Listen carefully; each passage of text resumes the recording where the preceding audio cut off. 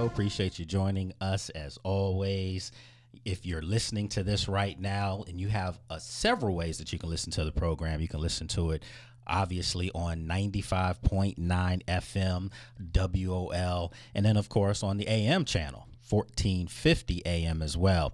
You can also watch this via YouTube a little bit later on, of course, and then you can subscribe to this show via all the major podcast carriers. This is a Washington Commander-centric show, and we've got a lot of great guests coming on today who happen to be from some opposing teams in the NFC East, because that's going to be what we're going to talk about today. This show, obviously brought to you by Crossover Meats, the good folks over there, and I did have a quick announcement as far as a cook-off coming, a DC barbecue battle on June 21st and June 22nd. I'll be there. I'll be in appearance. My better half, Janine Samuels, will be with me in appearance. So you can come on out, check us out. Crossover Meats will be there serving up some of this great food that they have that you can find in Giant Food and also in Food Lions and your local nearby Food Lions or Giant Food. So make sure you come on out and get a taste of this delicious chicken and beef burger that is really taking everything by storm. And I'm telling you, I use it in everything. My chili, I make the hamburgers, grind it up, sometimes put it in peppers with rice. This is a sports show, so I don't want to get into all the other things that I do. So with that said, today we're going to break down my Power 5, my top 5 teams in the NFL as of today, okay? So as of May 27th, you have to understand that we haven't seen, a training camp. We haven't seen even mini camps. I'll be out in Ashburn tomorrow watching the Washington Commanders for OTAs, and I'll get a better idea and see how things are going, But for the most part, when I made my predictions last year as far as how I thought this team was going to fare with these 11 wins, that was after the first day of training camp. So we're a ways away from that. We're almost 2 months from that day, but I still think that right now we can break down on paper and expectations. Let's call it what it is. We can talk about the Commanders and some of the other teams. So will the Commanders be in my Power 5? You're going to have to listen to today's show up until noon to find out the answer to that. Guests that are coming on a little bit later on at 11:15, I'm going to have my good friend Brandon London. Brandon is a former Super Bowl winning wide receiver for the New York Giants, and now he's the team's international fan ambassador, and he's also a sports host on the New York Post. Okay, so he'll be on for about 11:15 to 11:30, and then a little bit later on, I'm going to have Tom Fallon on around 11:35 up to maybe 11:50 or so. And Tom is the guy that preceded me at Penn State, our, alma mater. He was the person that I handed the keys to the kingdom off to from WPSU Radio. I was a student sports director, and he followed me. And now he's the longtime sports director and host of the Happy Hour for Fox Sports Radio up in Lehigh Valley, PA. Also covers the Philadelphia Eagles. So, yeah, we're going to be talking about the NFC East. Is it back? A couple years, people have been calling the NFC East the NFC least. Well, when I was younger, we all remember it as being the NFC beast. And I think that that's where it is now. I think it's back. When you look at the 4 teams in the division, obviously you have to start with the Super Bowl champion, the reigning Super Bowl champion, Philadelphia Eagles. They're not falling off. They're going to be good, if not just as good as they were last year. They have a legitimate chance to defend their crown. But I think that the burgundy and gold, the Washington Commanders, are coming. I think they're coming for that crown. And I think the Eagles know it. I think the Eagles fans know it. I think the league knows that. Why do you think the league has put the NFC East on Hard Knocks? Of course they know it's coming. So that's why when you think of the Eagles and Washington, that's a thing. Well, guess what? I know people don't want to hear this in this town, in D.C. If you're listening now, I need you to just pause for a second. Make sure you don't lose your cool. But the Dallas Cowboys are not done. I know people don't want to hear that in this town, but I think that they are a talented football team. And when you look at Dallas, not last year, but the years before that, they were always winning 12 games. They were always getting in the playoffs. So I don't think a healthy Dak Prescott They went out and traded for George Pickens. Yeah, I know he can be a bit of a head case at times, but what Dallas player doesn't? That's just how they roll down there. Well, I think that Dallas is going to be a much improved football team. New York Giants, they're rebuilding. Let's call it like it is. No, I don't think they're a playoff team, but I don't think they're a bad football team. And matter of fact, I think that, a team that couldn't win a game in the NFC East last year, I think that they're due. I think they're due for an upset of someone this year. They're due for, raining on the parade of the Cowboys, Commanders, or the Eagles, so I think that they're capable of doing that. Don't really think they're going to do that to Washington or Philadelphia, though. I think that'll be Dallas. Whole nother story for a whole nother day. So when we have our guest on, we'll break all that stuff down. Power rankings, it's very important to put these things in perspective. As I said, they haven't played a game yet. Most of these teams will still be, wheeling and dealing and making some moves, bringing in more talent. You still have the late, cuts that will be coming, from high-priced veterans or veterans that have gotten a little older and maybe teams want to go in a younger direction. So you're still going to have some available players that can be a nice complementary piece. If you're the Commanders, a guy like Von Miller, could be out there. Matthew Judon, those are the guys that are available. And they're veteran players, very good players, guys that have Super Bowls under their names, guys that have really good history in this league. Von Miller's a Hall of Famer, in my opinion. So those are guys that are available. The question is, will Washington take a chance on some of those guys? Naturally, they're going to see what they have and see how things are meshing before those kind of decisions are made. But that's why I say when this Power 5 that I'm getting ready to give you is fluid. It really is. It could change. I don't feel like I'm going to change any of these things, barring any kind of injury in the offseason, any kind of injury leading through minicamp or training camp. So without further ado, let's get into this Power 5. Before we do that, though, I do want to let you know, if you want to chime in on this with me before my guests come on or afterwards or in between, all you have to do is call in at 1-800-450-7876, and we will get that taken care of for you. So, all right, Power 5. This is going to be real interesting, my friends, because a lot of you are wondering where the Washington Commanders fit on this Power 5. I have them at number 5. I have the Washington Commanders at number 5 on my NFL Power 5 list. And some of you may be thinking, what are you doing? How can they be number 5? That's too high for right now. They were in the NFC Championship game last year, which makes them, if you count the AFC Championship, the two teams there, that does make them one of the top 4 teams, at least from last year. Do you not think that this team's going to be better this year? Of course they are. Another year of Jaden Daniels getting better. A better offensive line. Laramie Tunsil's brought in. They draft Josh Connerly Jr. The offensive line is going to be one of their strengths this year. Might be their best unit, at least on paper. Obviously, we have to see how it meshes. But this is an organization that is trending upward. The trajectory for this team is trending upward. They're not going backwards. So for me, I have Washington firmly entrenched at number 5. I know some of you out there will say, what about the Detroit Lions? What about the Los Angeles Rams? Very good teams. Easily could be in the top 5, but they're not on mine. And as we've said over the past few weeks, this is my show. So for the sake of saying that, I do have Detroit at 6. And I do have the LA Rams at 7. So don't think that I'm burying them, but I'm saying this. Washington at number 5. I think they take another big step this year and solidify themselves as a legit Super Bowl contender. I truly believe that, not blowing smoke because I cover them and know guys. And no, I feel like this team is that talented now and that more seasoned. They're battle tested from what they went through last year. So I do believe that they have a very good chance to get there. So I have them at number 5. Okay. So now there's going to be a prevailing theme here that you'll start to notice, and we'll talk about this after I unveil these teams. Okay. So Power 5, Washington at number 4. Okay. So here we go. This is where it gets really interesting.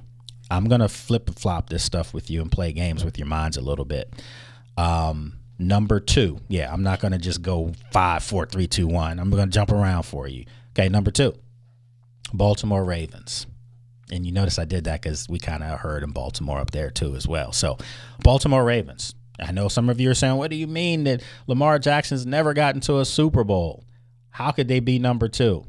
That football team is a very good football team. They went into Buffalo last year in the playoffs. That's a tough place to win.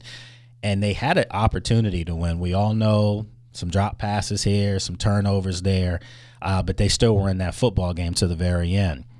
I think this year is the year that Lamar breaks through. I truly believe that. I've been feeling that way for the last several seasons, but I think this season Lamar breaks through, and I think that he gets to his first Super Bowl. I've said it before, and I'll say it again. Just because we're jumping ahead here, I said we're going to have a I-95 Super Bowl.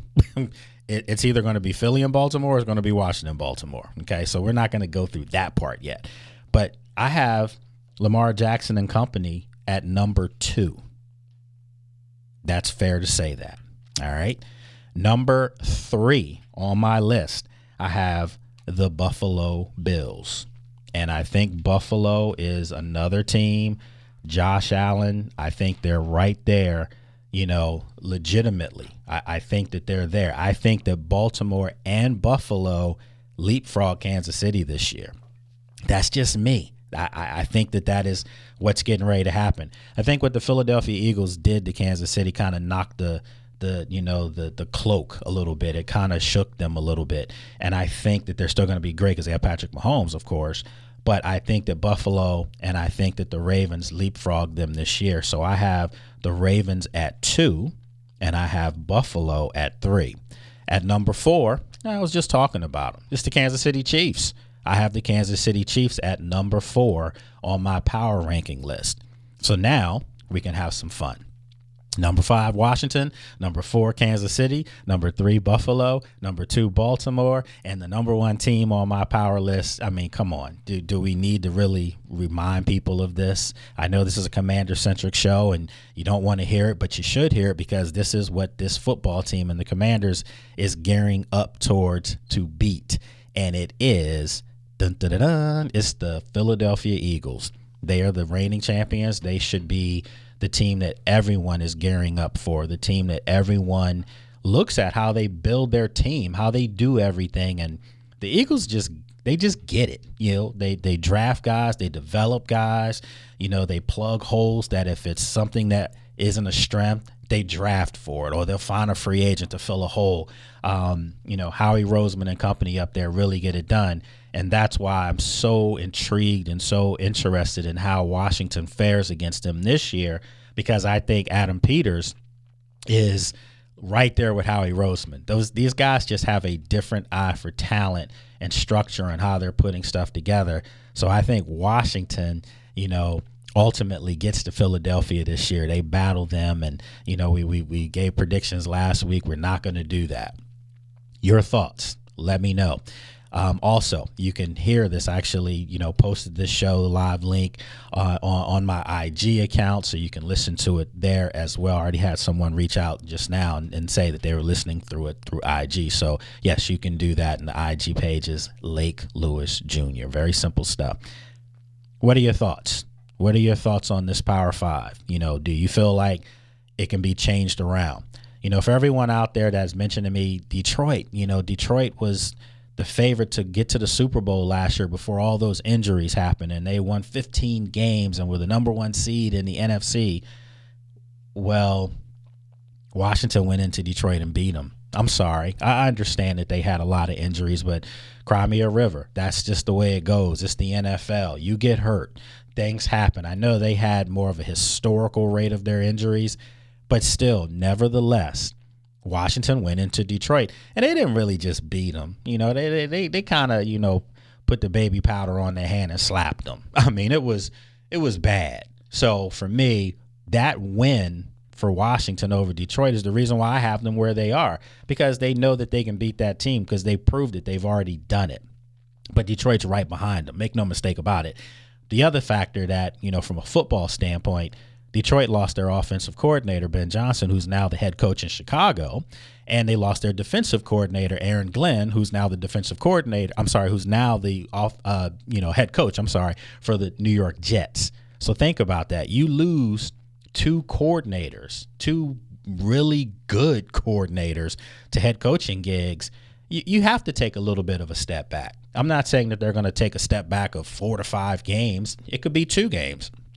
But clearly there's a different set of eyes, a different way of doing business that now players are going to have to adjust to on the offensive side of the ball as well as the defensive side of the ball. They still have the one constant, which is their head coach, Dan Campbell. So, yes, I think Detroit's going to be a very good team. They're in the mix to get to the Super Bowl, make no mistake about it, as are the Los Angeles Rams with my good friend, head coach Sean McVay, who used to be here. That's my guy, and really excited to see what he's cooking up for that team. I personally thought that the Rams last year in the playoffs in the snow against the Eagles, I thought they outperformed the Eagles. So, yeah. So, I think we have our first guest available, my good friend Brandon London. Let's see if he's available. Brandon, are you with us? All right, so we're getting ready to bring Brandon on now. And, there we are. Brandon, what's going on, my friend? Blake, what's happening, man? Thanks for having me, bro.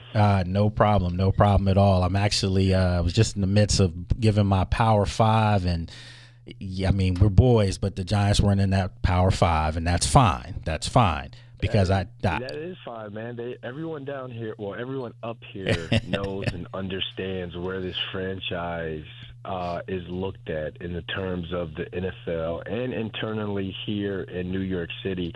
Brian Dable, Joe Shane did a great job, I feel like, in the off season, addressing some stuff via free agency, especially when it came to getting the defense better, primarily the secondary. Spent, $99 million on Paulson Adebo and Javon Holland to kind of shore up that secondary that we saw absolutely just struggled. He brought in some depth on the defensive line. I think a lot of people need to keep an eye out on the third-round pick, Darius Alexander, defensive tackle out of Toledo. If he can get going, he'll be a force that's lined up right next to Dexter Lawrence. But a lot of their free agent guys outside of the Adebo and Javon Holland maybe won't move the needle in terms of making the Giants go higher in power rankings. But they got depth. They got some beef up on that defensive line, because you just saw teams that were able to just run the football all over the Giants last year. So I feel like, they addressed the defense to be a lot better, and it's just up on Russ to cook for however long that he can cook. So I think the Giants will sneak up on some people this year. There'll be a lot more tight games than what they were last year that were, some kind of just got out of hand. But, it's a new year. Everyone's 0-0. But Joe Shane did enough this offseason for fans to go in optimistic and think that, hey, the Giants could actually do something this year. They could compete. Yeah, folks, right now I'm talking with Brandon London, former Super Bowl winning wide receiver for the New York Giants. Also now the team's international fan ambassador, so congrats on that. and then also a sports host for the New York Post. So, look, I actually said before you came on that I think the Giants are capable of getting, one of these top teams, like as far as beating them. I do. I think that they're a much improved football team, as is the NFC East as a whole. You and myself, we've heard over the, years, the NFC least, but you and I remember the good old days when it was you had to come through the division to get to the Super Bowl, and the last team standing normally was in the Super Bowl. It seems like the league is embracing that this year, that they feel like these teams are good enough to put on hard knocks, and they feel like it's going to be a battle royal in the NFC East. What do you think?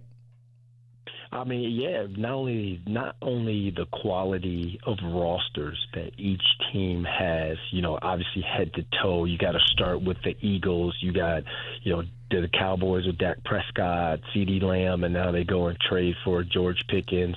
And then you got the young, great superstar, the Jaden Daniels and Dan Quinn, on how they've been able to turn around ugly franchise organization. Like what they did, they just came in like room raiders and just came like pimp my ride, pimp my franchise with Exhibit. Jay Daniels and Dan Quinn has kind of rewrote how people look at the Commanders. You know, I grew up in Virginia. I wasn't a Washington fan back then, and anybody who was, I'd be like, man, what are you a Washington fan for? Now you got to respect that fan base. You got to respect that coach and that quarterback.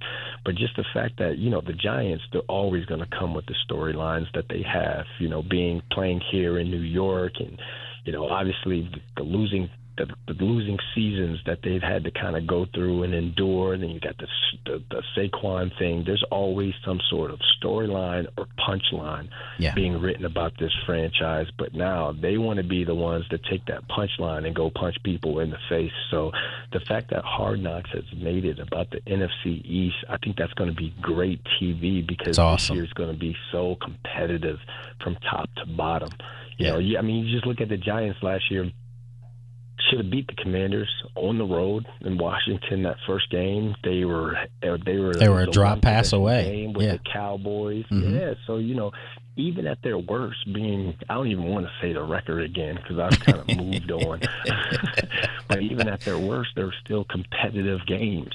Good games that had you locked in front of the TV. All four quarters. So I think fans are going to get a treat to be able to watch now the preparation and the behind the scenes of what goes into the football and all these franchises with the storylines and the characters that they have on each team.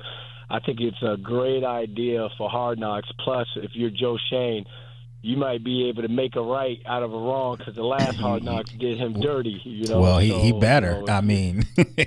He's under the gun a little bit. And I did want to ask you this, just because you're up there, the market, you're a beloved person, a former player, now media. Did the New York Knicks, are they kind of taking some of the pressure off the Giants right now because no one's really paying attention to the Giants because of what's going on with them and their NBA playoff run right now? Oh, nah, man. This is a Giants town, man. I knew you were going to say that. I knew it. Knicks, Yankees, you can win the Super Bowl. Juan Soto can do a backflip on the Statue of Liberty. They're still talking Giants around here, man. So, I knew you were going to say that. The Knicks I think they add to. I'm not going to necessarily call it pressure right now. The Giants are facing just playing for the Giants or being a part of that franchise. You got your own pressure regardless. Mm-hmm. But I think the Knicks are helping out per se because if the Knicks were already out of the playoffs, we'd be talking about Giants football 24/7 now, which we are. But the storylines they don't pop like they are right now because even here with the New York Post, we got about 2-3 Knicks interviews today, and we're probably doing one Giants thing today, and then we'll obviously we got OTAs tomorrow. But I think the buzz of the Knicks, and I think we felt this like either last year when the Knicks and the Rangers were both in the playoffs, it was a huge deal. But no, it still didn't pop because of everything that was coming out on the the Hard Knocks hadn't came yet. Yeah. But it was Saquon news before you clicked on the Knicks advancing to the second round or the Rangers winning the President's Trophy last year. So Giants still run this city, man, and I think that this is something that can help them. You see, Russell Wilson courtside every single game pretty much. Abdul Carter's trying to make his way to a game. See Tavon out there, Victor Cruz, Michael Strahan out there. I think these young Giants players, they see that how you could blow up and get us and reach a level of celebrity if you perform on the football field. I think that's great for these young Giants guys because they're the future. They're the ones that's got to get this program back on track. Yeah, that's a good point. Folks talking with Brandon London, former Super Bowl winning wide receiver for the Giants.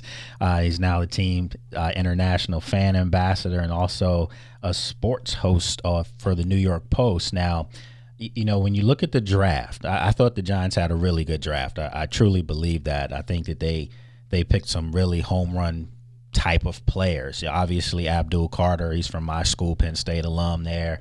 I expect big things from him.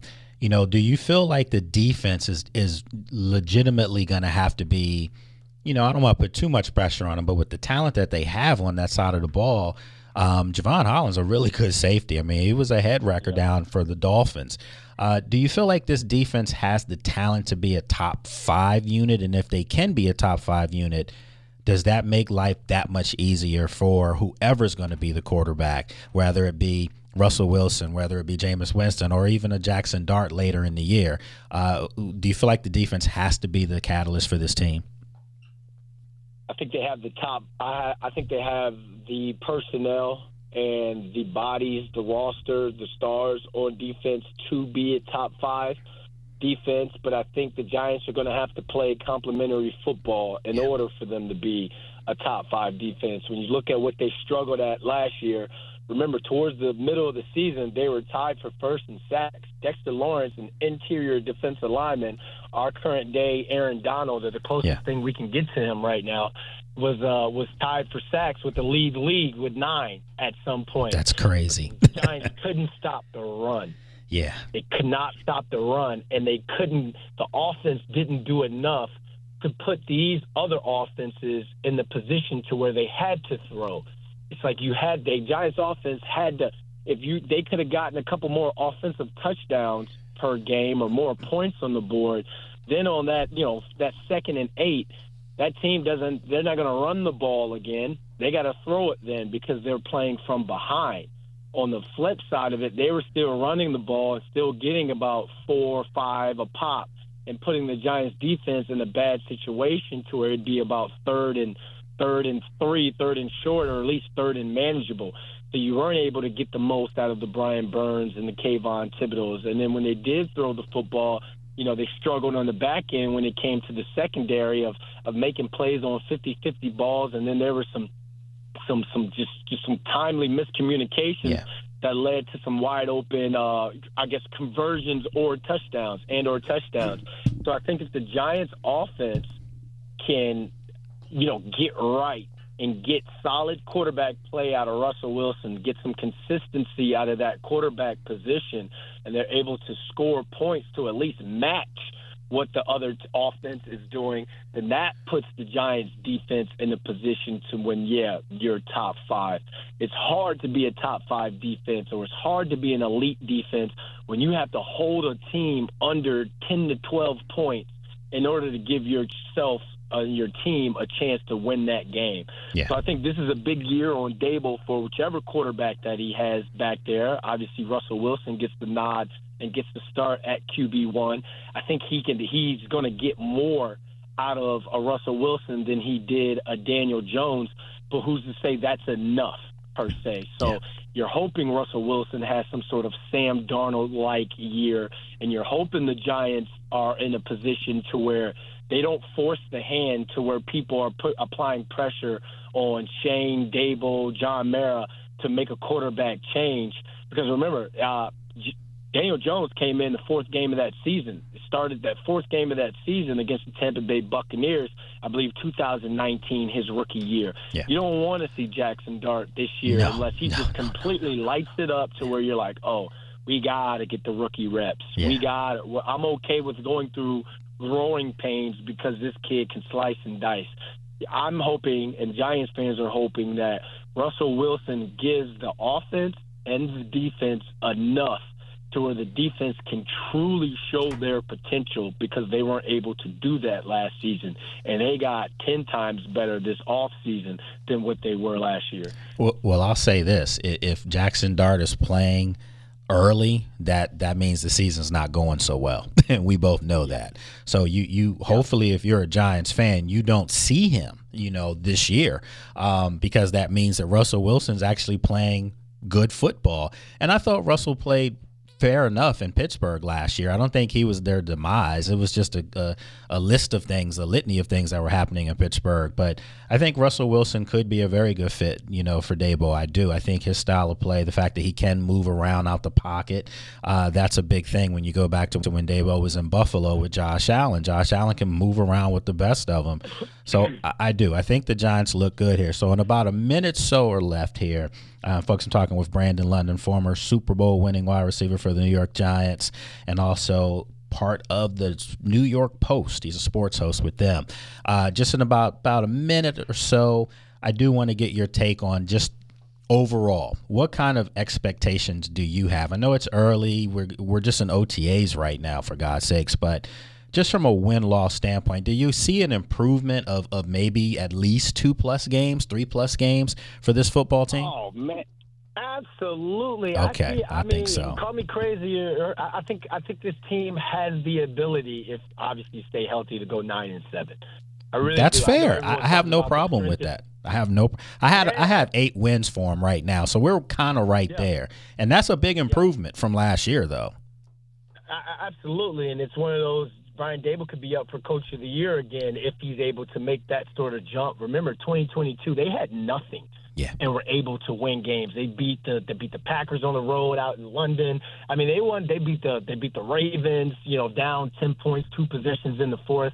They were able to make some noise in 2022, and I see that. If you get stable quarterback play, then you're going to get what you want. And I know I got to go really quick, but I think you get more out of Russell Wilson than what the Steelers got from him last season, because the Steelers are all about run the football, control the clock, let the defense do it. They lost 5 straight last year because the defense couldn't do it. I don't think Brian Daboll wants to run that type of offense to where it's like, all right, let's rely on the defense.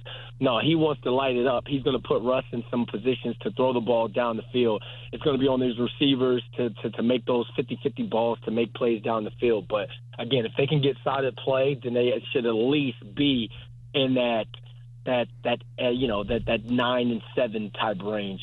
All right, look, give me about 15 seconds to ask you this question. We got to do it real quick here. But my power ranking, just so you know, Brandon, my power rankings, Washington at 5, Kansas City at 4, Buffalo at 3, Baltimore 2, Philadelphia 1. Do you have a problem with, forget the order, okay, but do you have a problem with any one of those teams being in the Power 5? Because I already know where you're going with it.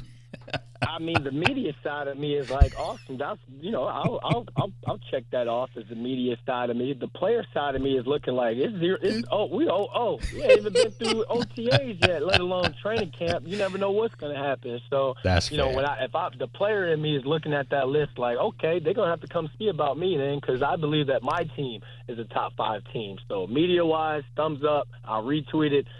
Player-wise, they're going to have to come see me on that field. See, man, you on this side of the fence now. You're not a player anymore. I know you got the ring and all that. You can walk around New York with the bling, but you're on our side of the fence as media now. So come on, man. And I struggle because I am not a hot take guy, man. I know you're not. With it, but, this is New York media. Either you're winning the Super Bowl or fire everybody. You know how they are around here, so... All right, man. Well, always good talking ball with you, man. All right, appreciate you coming on, my friend. Take care now. We'll be in touch. Thank you. All right, folks. That was Brandon London, former New York Giant wide receiver. He got a Super Bowl with that team as well. Him and Victor Cruz are guys. Victor's my boy as well. He's the international fan ambassador for the Giants, and he's also a host for New York Post. So we're going to switch gears now because, look, we're talking NFC East, and we can't possibly do that and not talk about the Super Bowl champion Philadelphia Eagles. Of course, they're the reigning champs. They're the team everyone's gunning for. So now I'm going to bring in a really good friend of mine. We go back, man, I can't tell you how many years. I don't want to age him or myself on the radio, but let's bring him on now, Mr. Tom Fallon. What's going on, Tom? Hey, Lake, how you been? I'm good, man. I'm good. I just had Brandon London from the Giants on, breaking down his New York Giants. He's from New York Post, former player with them. And I gave you a really nice intro, man. When we started the show today, I mentioned that, you came after me at Penn State, held it down, WPSU, calling the games and doing a great job. And now you've been, the longtime sports director, program director for Fox Sports Radio up in the Lehigh Valley area and cover the Philadelphia Eagles as well. So I wanted to get you on today because we're breaking down the NFC beast. Can we say that now, Tom? I think we're taking a step back closer to that. I'll say that. I definitely think that the division is more on the upswing, put it that way. Yeah. I mean, and think about it. When we were younger, when we were in school together at Penn State, you remember my team, Washington, was rolling through everybody in the NFC. That's just how it was going. Mm-hmm. But now you see their resurgence as an organization. They were in the NFC Championship game last year. The Eagles are the reigning champions. The Cowboys, listen, I know people in your market and my market don't like that team, but you know what? Don't bury the Cowboys just yet. A healthy Dak Prescott normally has them at 12 wins. They've always been a playoff team with him pretty much. Now they pick up George Pickens. I understand that sometimes there's some drama that comes with him, but just the fact that you think of a George Pickens and a Dallas offense with Dak Prescott having another option with CeeDee Lamb, that's got to be pretty impressive, don't you think? Oh, 100%. I think people are quick to overlook or just forget the fact that the last time Dak Prescott played a full season, wasn't he the runner-up for the MVP? Yeah. Didn't he have like the best year of his career? Yeah. And now he's got an extra weapon. If he can stay healthy, that's a big key. There are obviously some question marks there with Dallas because, head coach, what's that going to be like? A guy that nobody really knows too much about. Yeah, handpicked by Jerry. It could be a good thing. You never know. Maybe they found something, or at least maybe in the early going they catch lightning in a bottle with a healthy Dak Prescott. So they're definitely not one to write off. And I'll be honest, something else you could even look to that what I think the league is telling you to watch out for them is the fact that they're the opening night game for the Philadelphia Eagles, because I always say that also says an awful lot about the division. Sure. I always try to project what that game is going to be when the season ends.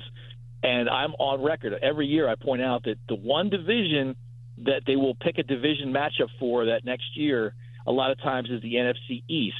And the reason they'll do that is because a lot of the other divisions, you don't want to waste one of those good division games on opening night. That's why a lot of times it's a conference game but not a divisional game, because there's usually a couple of bad teams in the division. You don't want to waste a good division matchup in week one. Unless it's the NFC East, because any division matchup in the NFC East is one that all the networks are going to clamor for. So you can pick one in that opening night, and the networks are going to be fine with it because every matchup in the NFC East is one that every network wants to have. Exactly. Folks, right now you're listening to the Lake Lewis Jr. Show, brought to you by Crossover Meats. Crossover Meats has chicken and beef that is flavorful, full of protein, no compromises. You can find their great products at Giant Food or Food Line. And right now I'm speaking with Tom Fallon, longtime friend of mine, a fellow Penn State Nittany Lion, who's doing a great job for Fox Sports Radio, 94.7 FM and 1230 AM in the Lehigh Valley, Pennsylvania area. When you go back to that NFC Championship game last year, you had me on your show several times, and we broke that down and talked about it, and I was wrong on my prediction because I thought Washington was going to get them. When you look back at that game, I've been saying for the longest time that was the worst roster Washington will field, probably ever under Jaden Daniels. Is it safe to say that they've naturally closed the gap on Philadelphia with some of their offseason acquisitions, Laramie Tunsil, Deebo Samuel, to just to name a few? Do you feel like they've closed the gap on Philadelphia, or is Philly still the cream of the crop and they should feel really good about where they are? Well, I think that's two different questions. I think they've closed the gap. I still feel as though you have to give the Eagles the edge on paper at the start of the season. Sure you do. But the other aspect to it is, what are the odds the Eagles can stay as healthy as they were really late in that season with all those key guys for another year? Yeah. A lot of times that kind of thing catches up to you. What are the odds that they're going to be as great on the turnover margin this year as they were last year? For as great as the Eagles were last year, and don't get me wrong, they have tons of talent. They were plus 12. That's ridiculous. In turnovers in 4 playoff games that they played. That's ridiculous. No, it doesn't. Yeah. So Just I think through just attrition, like just guys will get dinged up. The turnover numbers won't be as great.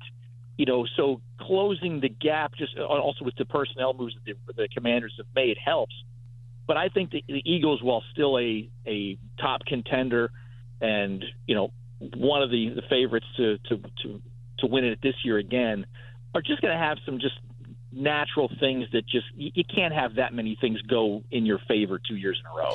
Yeah, and see that kind of scares me about Washington too, because they were relatively healthy as well, and they didn't have the injury bug really bite them, and it happens, and when you see it didn't happen in one year, you almost brace for it to happen the following year. So the question that I have for you now is, when you look at this division as a whole, do you feel like so I'm saying 14 wins, Tom, wins the division. That's the number, the magic number to guarantee not just winning the NFC East, but for me, that's going to give you the number one seed in the NFC. Do you feel like 14 is too many games in the NFC because they're going to be so competitive that they may knock each other down a little bit? Or do you feel like it's a lower number, maybe 12 or 13? If somebody wins 12 games this year in the NFC East, they're a playoff team. I don't know if they win the division. Right. 13 likely gets it. 14 definitely. If you go 14-3 this coming year, I think you're right. I think you've won the division. You're likely the number one seed in the NFC. I do think the division is better though, because I think the Eagles are still, until somebody beats them. Well, they say to be the man, you got to beat the man. Yeah, they're still the man. They're still the man. Yeah. Commanders are better. I think that they got hot at the right time. They were pulling games out late, and they got that big win over Detroit in the playoffs. But we've talked. The overall record last year was even above what you thought they would do before the season started. Yeah. So I'm not sure. I expect them to win even more games this year. I think they're going to be about record-wise similar to what they were. They might be able to get one more, but it's hard to make a big record jump from 11 wins to 15. So I wouldn't expect something like that from anybody. But Dallas should be better, and I do think the Giants are not going to be a pushover. I mean, the Giants. I went back and looked again. The Giants scored more than 20 points only 4 times last year in the entire season. Right. And three of the times they did that are the games that they won. Right. Just have a little bit of punch offensively, and they'll be better. So I don't think there's going to be a walkover in this division like there was last year when people got to play New York.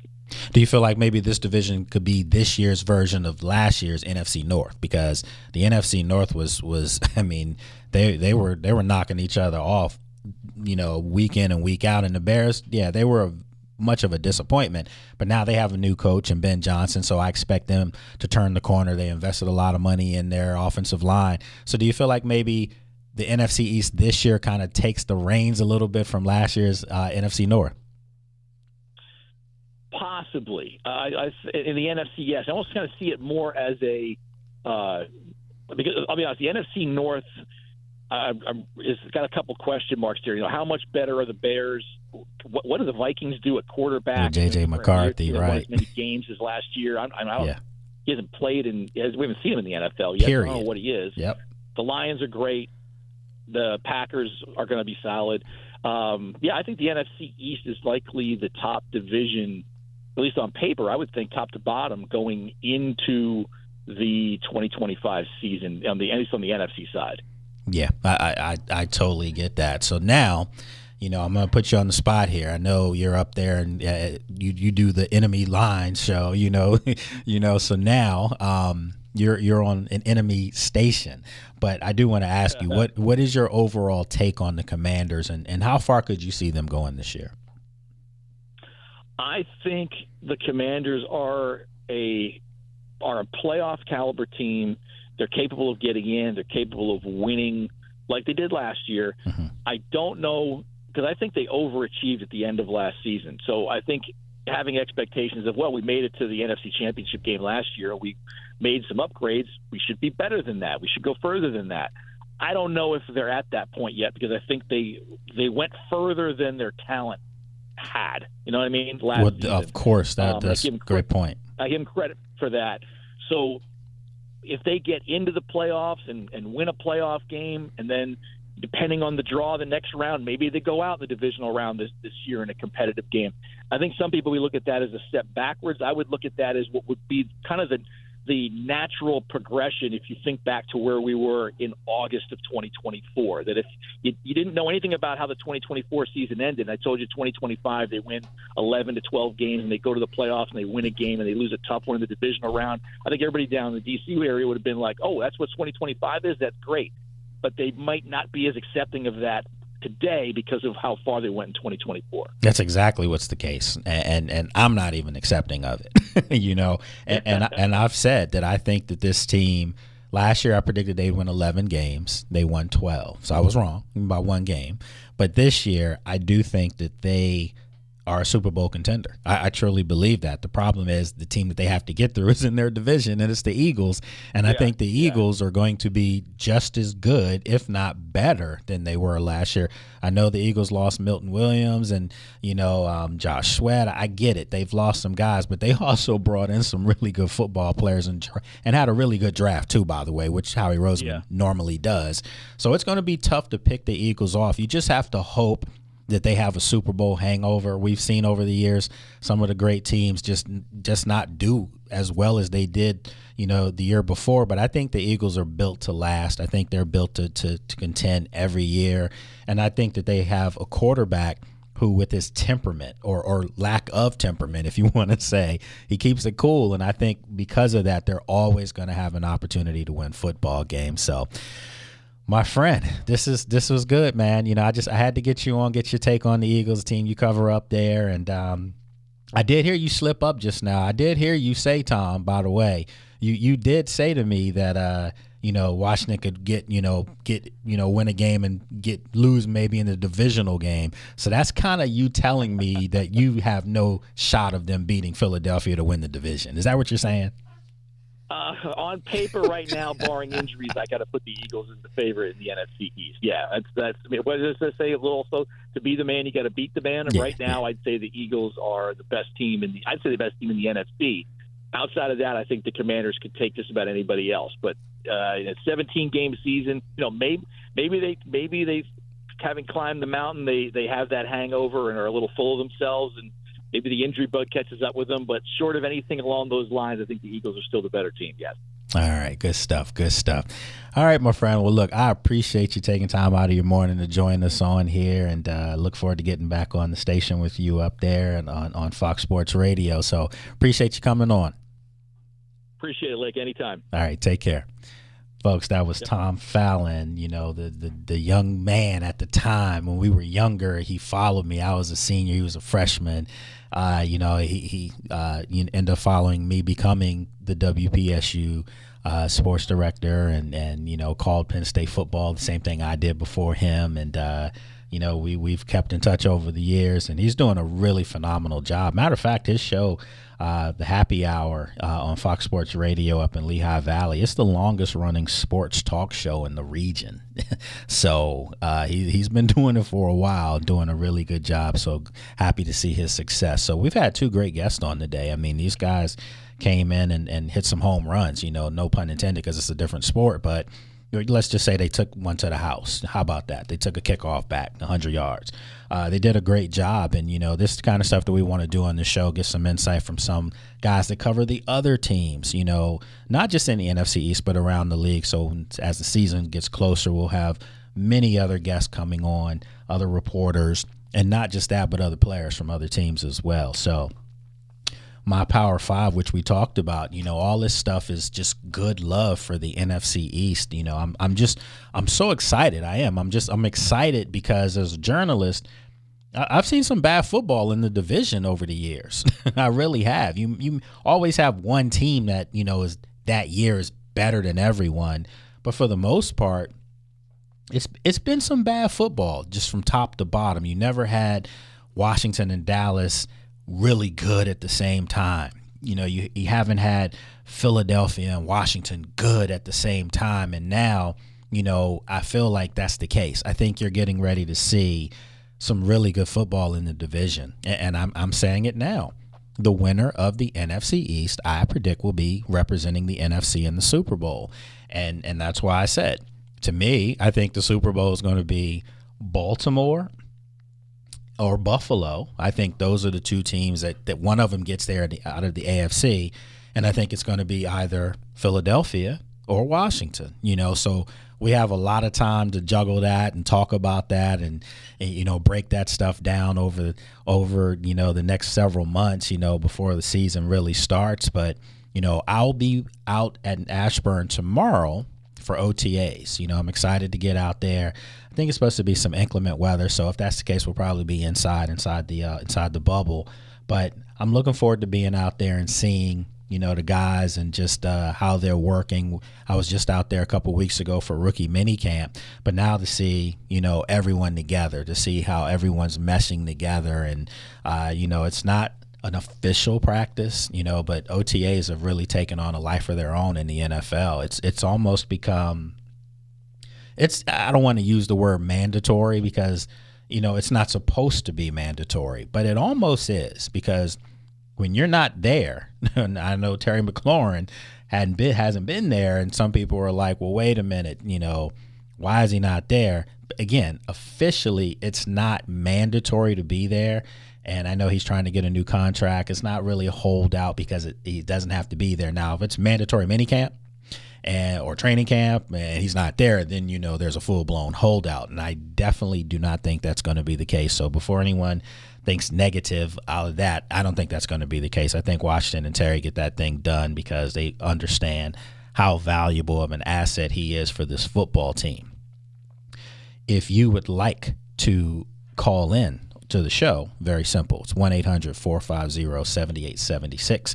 I had a couple people since we've been on today saying that they've been listening to it through my IG account. So once again, you can do it that way. Just click that post, the listen live link on there. It'll take you right back here to WOL News.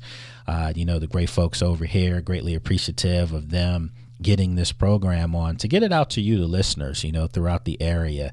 A lot of people have different ways that they like to listen to stuff, but there are, again, a lot of people in those cars right now and the traffic in this area. So hopefully this show helps take your mind off of all the traffic around the Beltway and, going up, BW Parkway and all that stuff. It's rough out here in these streets in DC with the traffic. So I appreciate everybody joining.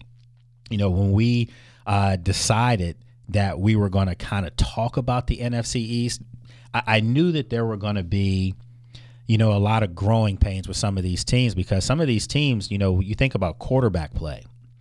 The Giants, they have 3 quarterbacks. Obviously, Russell Wilson should be the guy for that job, and that's what Brandon London said when he was on with us. And then in Philadelphia, Jalen Hurts, he's penciled in. He's secured his spot. Right here in Washington, Jaden Daniels is secure. He has his spot, and Dallas has the same thing. So the prevailing theme is the team that has the best quarterback play in this division this year is going to win the division. And I'm just saying, that's why it would be hard-pressed for me to go against Jaden Daniels. I think he's the best quarterback in the division. I know some people in Philadelphia don't want to hear that when they're going to say, well, wait a minute, our guy Jalen Hurts just won a Super Bowl, just won the MVP in the Super Bowl, was in a Super Bowl 2 years ago, lost to Patrick Mahomes, and probably should have been the MVP even though they lost the game. I get all of that stuff, guys. I truly appreciate that. But I'm talking about from a sheer talent standpoint, there's no question that Jaden Daniels is the best quarterback in the NFC East from a talent standpoint. Now, he's got to put it together again. People keep throwing out that rookie, after a rookie season, you have a sophomore slump. And I'm hearing that so much right now. And I want to forewarn people. Why can't Jaden Daniels be Patrick Mahomes or Lamar Jackson? Because in their second seasons, not only did they not have slumps, they won MVPs. So I think that that's the kind of ascension that I think Jaden Daniels can take. And if he does do that, if Washington were to get to the Super Bowl this year, then I think it's safe to say Jaden Daniels probably will be the MVP, because it's going to take that kind of season to get them to the Super Bowl. And I think the young man has it in him. I think he's capable of doing that. When we go back to that Power 5 that I gave you, remember I said there was a prevailing theme in that as well? Yeah. All of those teams have what? They have franchise quarterbacks. It's just the way it is. The Eagles have Jalen Hurts. Yeah, you may not like his skill set, but he's a franchise quarterback. I mean, he just won a Super Bowl, for God's sakes. I mean, yes, he's a franchise quarterback. Number 2, Baltimore Ravens. Lamar Jackson, 2-time MVP Lamar Jackson, the youngest ever MVP in NFL history. Yeah, he hasn't gotten to the Super Bowl, but they are a perennial favorite to get to the Super Bowl, like me picking them this year to get to the Super Bowl. He's a franchise quarterback. No mistake about it. Buffalo, Josh Allen. He just won the MVP last year. They haven't gotten to the Super Bowl. But, yes, I do believe that them or Baltimore are going to be battling to get to the Super Bowl this year. I think Kansas City takes a small step back, not a big step. They'll be in the playoffs, but I think Buffalo or Baltimore gets them this year because they'll probably be playing Kansas City at home. So Josh Allen, franchise quarterback. And then, of course, Patrick Mahomes, the best quarterback in football right now. You can say whatever you want about that Super Bowl and how he looked human. He looked more like Clark Kent and not Superman. But at the end of the day, he's still the best in the game. He's borderline baby GOAT right now. He's, Tom Brady's still the GOAT. Don't deny that. But Patrick Mahomes, if he can win 2 more, 3 more, you're going to really start having that conversation in current times. Not when he's done, but in current times, you'll be having that conversation. He's a franchise quarterback.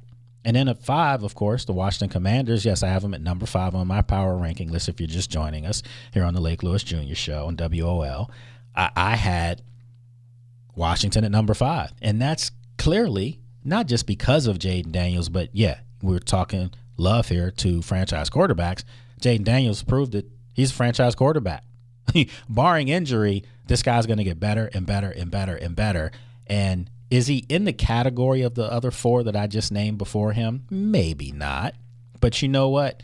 He's pushing into that category. And if he has another year like he had last year in his rookie campaign in Washington, yeah, I think it's going to be interesting to see exactly what happens. If he has that kind of success that he had last year, you have to start, really having these conversations about him being truly elite, not just very good, but elite, in the same category with some of those best quarterbacks. So, yeah, this was a good one today. Just when you think about, the guest that came on, when you think about the topic matter. And I know I didn't give you guys any hypotheticals today. You have to join on Fridays where we have our hypothetical fan question of the day, and they've been really good. I've had people just, outside of the day of the shows, they're still talking to me and writing me and letting me know exactly how they felt about those hypotheticals. And they're normally centered around the Commanders. Yes, again, it's a Commander-centric show, this team I cover. So, when you think about last week's hypothetical, we threw some more of those do you want those Super Bowls? So, yeah. So I think I'm not sure if I'm getting a warning here. Okay, there we go. All right. So, yeah, we're good. We got another minute left. So, the hypothetical that I think has stumped everyone, it was the Super Bowl question of, you can get 2 Super Bowls back to back here. Okay.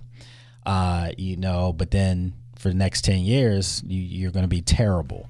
Do you take that, or do you take your chances with 5 guaranteed playoff appearances over the next 10 years? And you don't know the outcome. So we had fun with those. So let me know your thoughts, folks. Appreciate you joining me today as always. And we'll be back same time, same place next week right here on WOL, the Lake Lewis Jr. Show. Take care.